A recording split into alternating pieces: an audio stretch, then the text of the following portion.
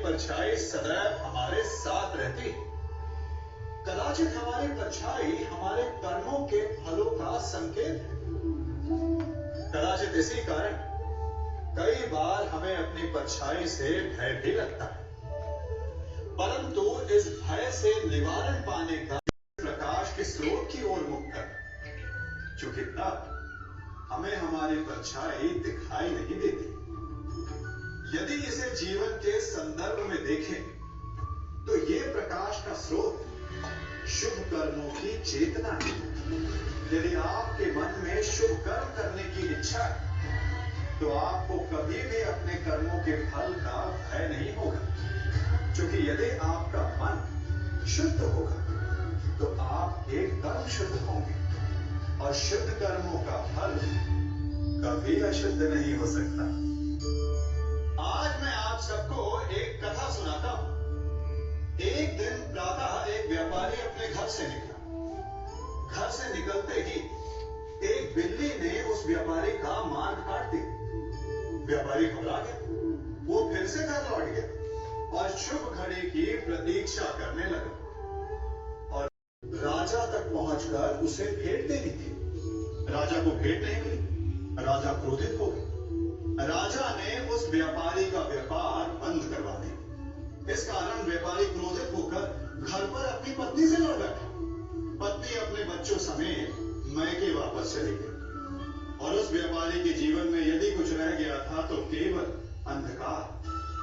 और इन सब का कारण वो उस बिल्ली को मानता रहा जिसने उसका मार्ग काटा था।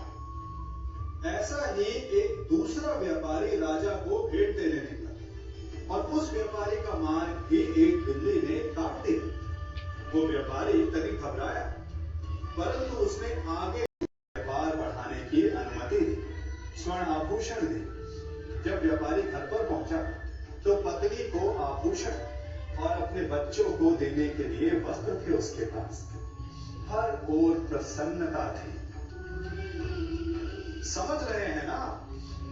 दोनों के साथ एक ही प्रकार की घटना हुई, परंतु दोनों की प्रतिक्रिया भिन्न थी। ऐसा ही हमारा जीवन भी। हमारे जीवन में प्रारब्ध का अपना स्थान है, परंतु उससे कई अधिक महत्वपूर्ण हमारी प्रतिक्रिया, हमारी सोच का प्रभाव है, क्योंकि यही हमारे जीवन को आकार देते। इसलिए अपनी सोच को सकारात्मक रखिए। आपका जीवन सदैव आनंदमय रहेगा। आप इन दो पात्रों को देख रहे हैं तो देखिए, वो अपना लिया। मिश्री ने अपना अस्तित्व खो दिया, परंतु जल को अभिमान है कि उसका अस्तित्व अभी भी बना हुआ है। परंतु जो इस जल को चखेगा उसे अवश्य पता चल जाएगा कि ये जल अब वो जल नहीं रहा, ये अब शरबत बन गया। हमारा प्यार, हमारे बलिदान भी ऐसे ही होते हैं। जो इस बात को अनुभव करते हैं वो समझ सकते हैं कि कैसे हमने समय की धारा को बदल दिया। जो बलिदान देते हैं उनका अस्तित्व कभी नष्ट नहीं होता, अभी तो उनका बलिदान संसार में कुछ ना कुछ परिवर्तन अवश्य लाता है। हम सभी कभी ना कभी, कहीं ना कहीं अपने जीवन में यात्रा अवश्य करते हैं। कच्चे रास्ते जानते हैं कैसे बनते हैं? चलते चलते बन जाते हैं। जब लोग एक स्थान से जाते हैं तो पैरों के दबाव से नीचे की घास कुचल जाती है। बार बार उस मार्ग से जाने से धीरे धीरे मार्ग स्वतः ही बन जाता है। और यही जीवन है, यही नियति है। जब आपके जीवन में आपको मार्ग ना मिले तो रुकिए नहीं, आगे बढ़ते रहिए और आपके पैरों के दबाव से मार्ग स्वतः ही बन जाएगा। हम सभी अपने जीवन में सफलता चाहते हैं, है ना?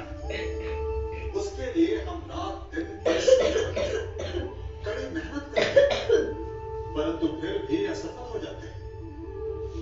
परंतु ऐसा क्यों होता है? कभी सोचा आप सबने? आगे बढ़ने के लिए पाप। जय श्री कृष्णा, राधे राधे। और ये हो गई है हमारे श्याम की पूजा, और ये बैठा है मेरा कन्हैया। ये देखो कितनी स्माइल दे रहा है। हरे कृष्णा राधे राधे, श्री कुंज बिहारी श्री हरि कृष्णा राधे।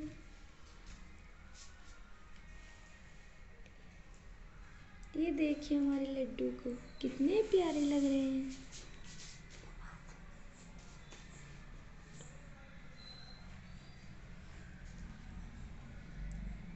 अरे कन्हैया,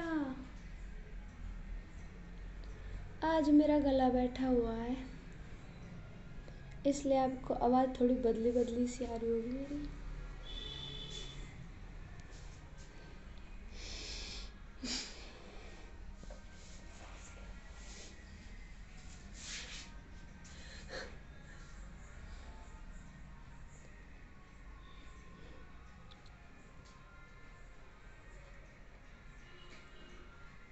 ये देखिए कितना खुश लग रहा है ये हमारा लल्ला, हमारा माधव।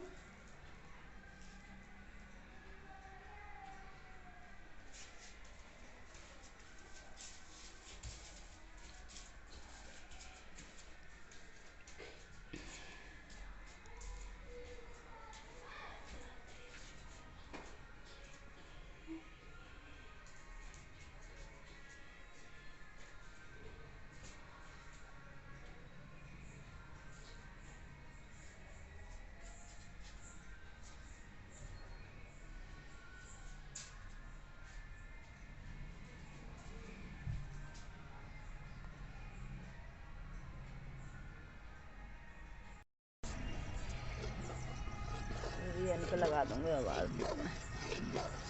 ये बन रही है खिचड़ी, आपको दिख रही है।